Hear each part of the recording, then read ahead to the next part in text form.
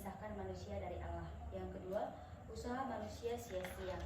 Yang ketiga, Allah jembatan keselamatan satu-satunya. Dan yang keempat, percaya pada Tuhan Yesus terlepas dari hukuman dosa. Di sini saya akan memberitakan Injil pada bagian gambar pertama. Dosa memisahkan manusia dari Allah. Pada gambar pertama, diketahui bahwa semua manusia yang lahir telah berdosa atau memiliki dosa warisan akibat perbuatan Adam dan Hawa yang memakan buah dari pohon pengetahuan tentang yang baik dan buruk. Dapat kita lihat pada Kejadian 3 ayat 1-6. Dalam Roma 3 ayat 23 tertulis, karena semua orang telah berbuat dosa dan telah kehilangan kemuliaan Allah. Setelah Allah mengusir Adam dan Hawa dari Taman Eden, semua yang berdosa harus menerima konsekuensi dari dosa.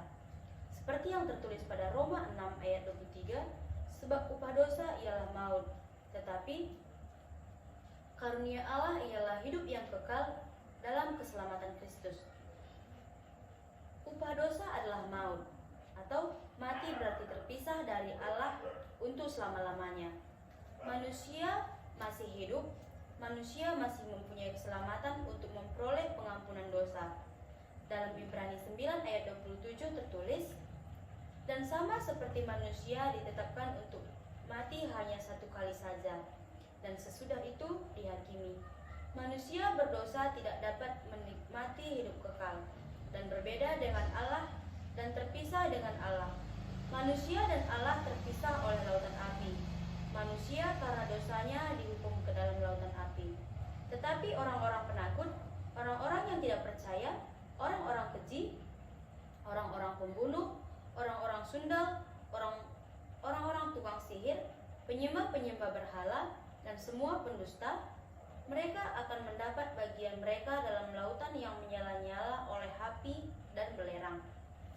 Dan pada gambar kedua dapat kita lihat usaha manusia sia-sia.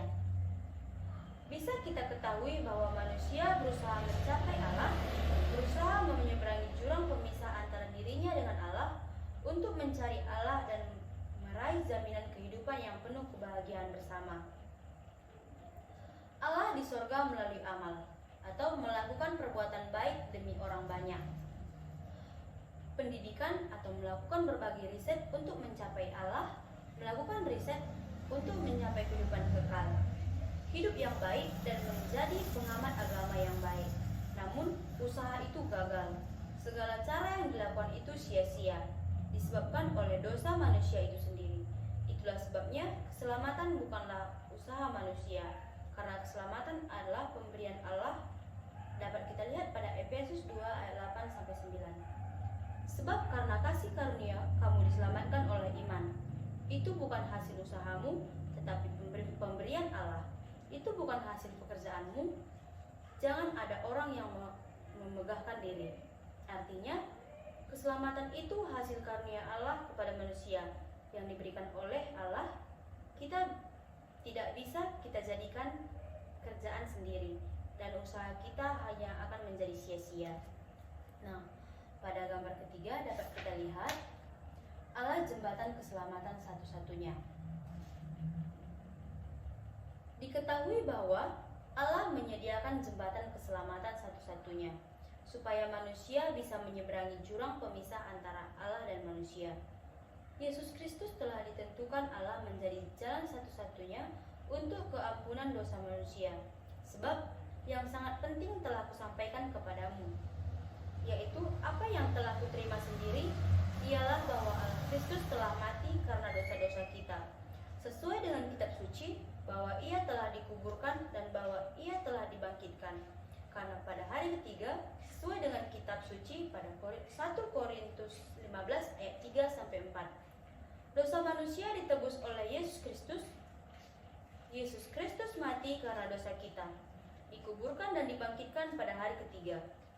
Pada Yohanes 14 ayat 6, kata Yesus kepadanya, Akulah jalan dan kebenaran dan hidup.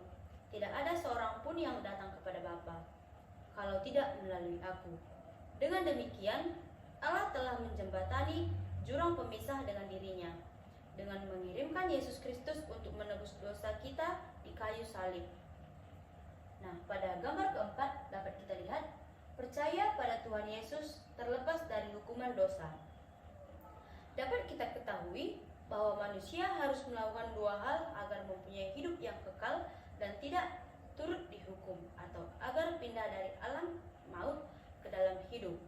Yohanes 5 ayat 24, Aku berkata kepadamu, sesungguhnya barang siapa mendengar perkataanku dan percaya kepada Dia yang mengutus aku, ia mempunyai hidup yang kekal dan tidak turut dihukum, sebab ia sudah pindah dari dalam maut ke dalam hidup.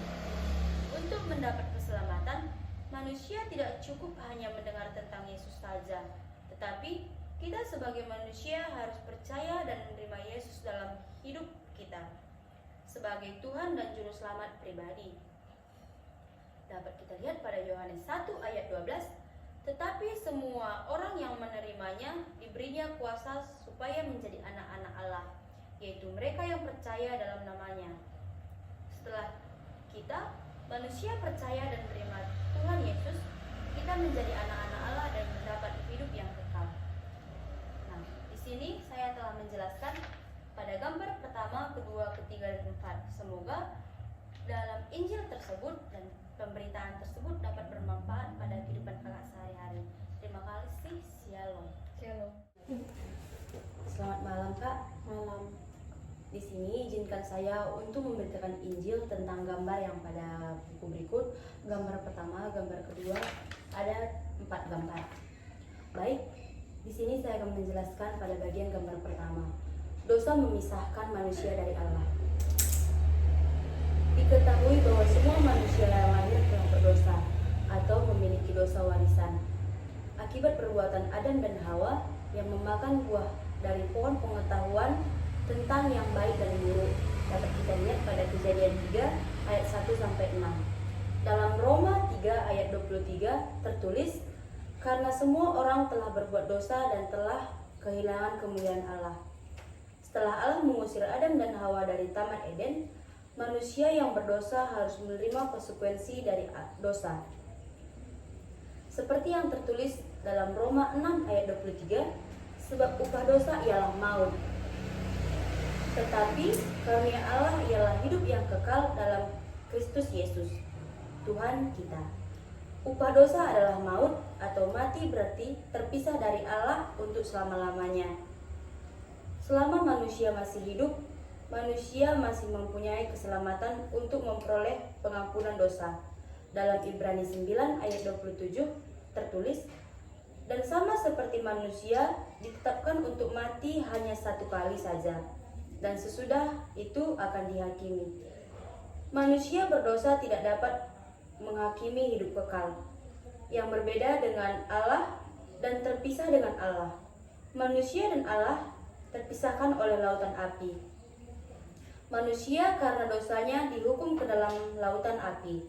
Tetapi orang-orang penakut, orang-orang yang tidak percaya, orang-orang keji, orang-orang pembunuh, orang-orang sundal, tukang-tukang sihir, penyembah-penyembah berhala, dan semua pendusta, mereka akan mendapatkan bagian mereka di dalam lautan yang bernyala-nyala oleh api dan belerang. Nah, di sini juga dapat kita lihat pada gambar kedua, usaha manusia sia-sia. Bisa kita ketahui bahwa manusia berusaha mencapai Allah, berusaha menyeberangi jurang pemisah antara dirinya dengan Allah, untuk mencari Allah dan meraih jaminan kehidupan yang penuh kebahagiaan bersama Allah di sorga melalui amal, atau melakukan perbuatan baik demi orang banyak.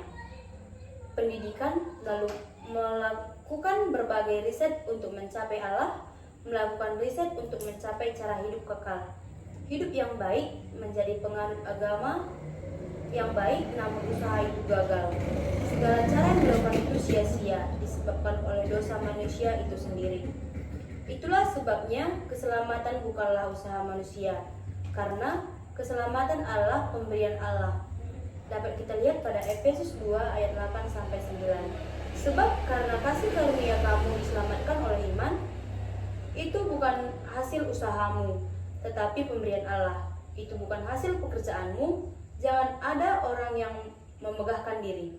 Artinya, keselamatan itu hasil karunia Allah kepada manusia yang diberikan oleh Allah tidak bisa kita kerjakan sendiri dan usaha kita hanya akan menjadi sia-sia.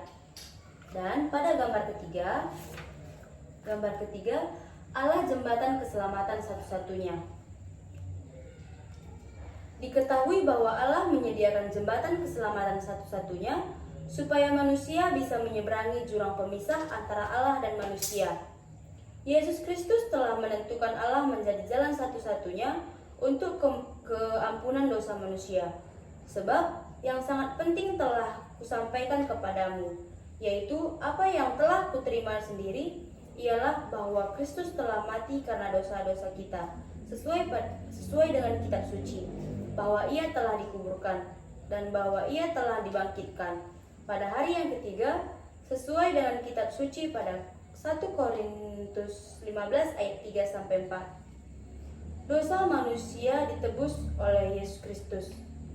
Yesus Kristus mati karena dosa kita, dikuburkan dan bangkit pada hari ketiga. Dan pada Yohanes 4 ayat 6, kata Yesus kepadanya, "Akulah jalan dan kebenaran dan hidup. Tidak ada seorang pun yang datang kepada Bapa kalau tidak melalui aku." Dengan demikian, Allah telah menjembatani jurang pemisah dengan dirinya, dengan mengirimkan Yesus Kristus untuk menebus dosa kita di kayu salib. Dan saya akan menjelaskan pada gambar keempat, percaya pada Tuhan Yesus terlepas dari hukuman dosa. Diketahui bahwa manusia harus melakukan dua hal agar mempunyai hidup yang kekal dan tidak turut dihukum, atau agar pindah dari dalam maut ke dalam hidup. Dapat kita lihat pada Yohanes 5 ayat 24. "Aku berkata kepadamu, sesungguhnya barang siapa mendengar perkataanku dan percaya kepada Dia yang mengutus aku, ia mempunyai hidup yang kekal dan tidak turut dihukum, sebab ia sudah pindah dari dalam maut ke dalam hidup." Untuk mendapat keselamatan, manusia tidak cukup hanya mendengar tentang Yesus saja, tetapi kita sebagai manusia harus mempercaya dan menerima Yesus dalam hidup kita sebagai Tuhan dan Juru Selamat pribadi. Pada Yohanes 1 ayat 12, "Tetapi semua orang yang menerimanya, diberinya kuasa supaya menjadi anak-anak Allah, yaitu mereka yang percaya dalam namanya." Setelah kita, manusia, percaya dan menerima Tuhan Yesus, kita menjadi anak-anak Allah dan percaya kepada hidup yang kekal. Baik, di sini saya telah menjelaskan pada gambar pertama, kedua, ketiga, dan keempat. Semoga pada pemberitaan Injil tersebut dapat bermanfaat pada kehidupan kakak sehari-hari. Terima kasih.